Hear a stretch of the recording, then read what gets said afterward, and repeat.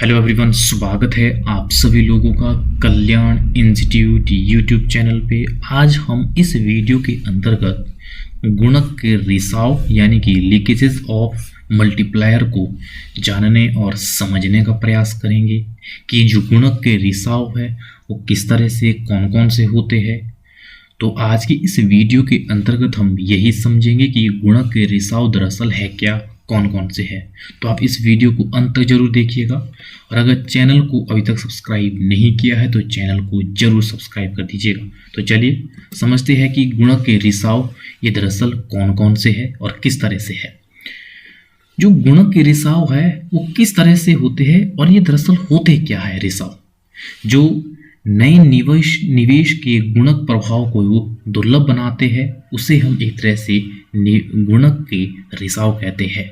जो एक तरह से निवेश के जो गुणक प्रभाव है जो वो उसको रोकते हैं, उसको दुर्लभ बनाते हैं, वही गुणक के रिसाव है, जिसमें प्रत्येक चक्र में आय में होने वाली वृद्धि घटती जाती है और अंततः आय प्रजनन जो समाप्त कर देता है उसे हम गुणक के रिसाव कहते हैं। एक तरह से ही समझिएगा कि जो इन्वेस्टमेंट किया जा रहा है और उसकी जो गुणक प्रभाव है अगर उसके कमजोर किया जा रहा है और आय में होने वाली वृद्धि जो होती थी इन्वेस्टमेंट से वो जब अगर रुक जाए और जो आय का जो एक तरह से जो प्रजनन होता था, जो आय जो निरंतर बढ़ती थी उस इन्वेस्टमेंट से अगर वो समाप्त हो जाए तो वो एक तरह से गुणक के रिसाव है। वो गुणक के रिसाव की और वो इंडिकेट करता है कि कहीं ना कहीं जो इन्वेस्टमेंट किया जा रहा है, इन्वेस्टमेंट से जो लोगों की इनकम है उसमें कई गुना वृद्धि नहीं हो रही है, उसमें अड़चनें आ रही है, वही रिसाव है। जिसमें कि सबसे पहले आता है बचत। सीमांत बचत प्रवृत्ति जितनी अधिक होगी गुणक का आकार उतना ही कम होगा। आय सरिता में ये रिसाव का काम करता है कि किस तरह से जब बचत अधिक होगी तो कहीं ना कहीं लोग खर्च कम करेंगे तो ऐसे में गुणक का आकार कम हो जाएगा और ये आय सरिता में रिसाव की मात्रा को उतनी ही अधिक कर देता है। तो बचत यहाँ पे गुणक में ये एक तरह से रिसाव का काम करता है। तो अगला है पुराने स्टॉक तथा प्रतिभूतियों का क्रय। जब वो लोग पुराने स्टॉक शेयर को खरीदते हैं और ऐसे में किस तरह से वो उपभोग व्यय में कमी करते हैं और ऐसे में जब उपभोग व्यय में कमी करते तो गुणक के आकार को वो कम कर देता है। तो ऐसे में ये गुणक में वो ये लीकेज का काम करता है। और अगला है ऋण विमोचन। ऋण विलोचन में किस तरह से यहां पर ये गुणक में यानी कि मल्टीप्लायर में एक तरह से लीकेज का काम करता है। वो किस तरह से, यदि बढ़ी हुई आय का एक भाग वो अन्य ऋणदाताओं को चुकाने के लिए करता है तो ऐसे में क्या है, इससे वो बचत या जो संग्रहण किया है, जो उसने आय कमाई है, जो उसको वो एक तरह से ऋणदाताओं को ऋण को चुकाने के लिए उसे प्रयोग में लाता है, ना कि वो उसे उपभोग करता है, ना उसे इन्वेस्टमेंट करता है। तो ऐसे में गुणक प्रक्रिया एक तरह से रुक जाती है। तो इस तरह से ऋण विलोचन में जब एक आय का भाग वो ऋणदाता को ऋण चुकाने के लिए प्रयोग करता है तो ऐसे में लोग किस तरह से अपने उपभोग को कम कर रहे हैं। तो ऐसे में गुणक की प्रक्रिया यहाँ पे रुक जाएगी अगर आय का एक भाग वो ऋण को चुकाने में प्रयोग करता है।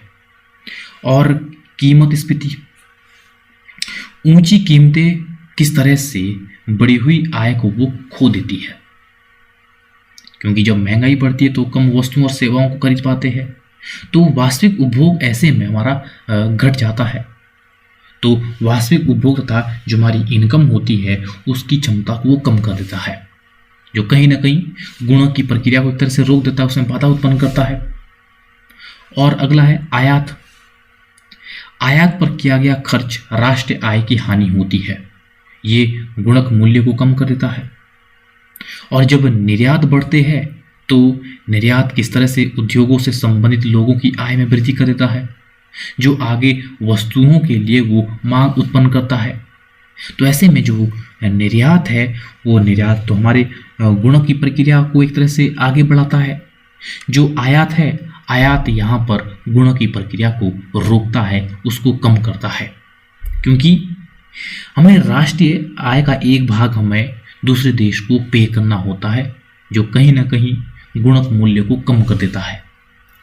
और अगला है अवितरित लाभ।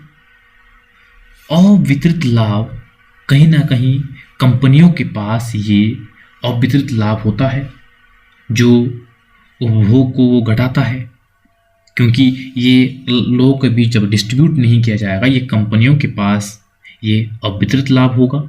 तो ऐसे में ये उपभोग को कम कर रहा है, जिससे कि गुणक प्रक्रिया पे ये कहीं ना कहीं दुर्लभ प्रभाव डालता है। गुणक प्रक्रिया रुक जाती है, क्योंकि गुणक प्रक्रिया तब ही आगे बढ़ेगी जब कंजम्पशन बढ़ेगा।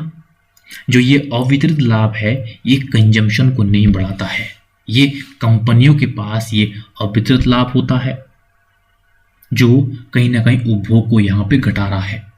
अगला है कराधान टैक्सेशन।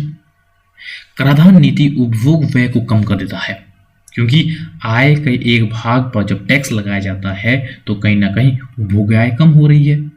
जब उपभोग आय कम हो रही है तो कहीं ना कहीं हमारा जो मल्टीप्लायर है वो रुक रहा है, गुणक में बाधा पहुंच रही है, गुणक कम हो रहा है क्योंकि कंजम्पशन कम हो रहा है।